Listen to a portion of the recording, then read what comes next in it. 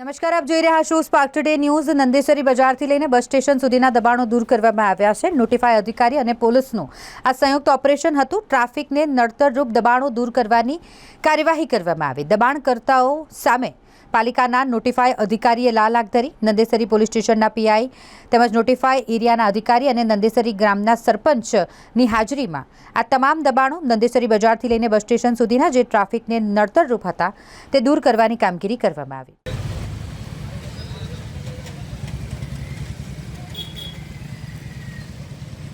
તમે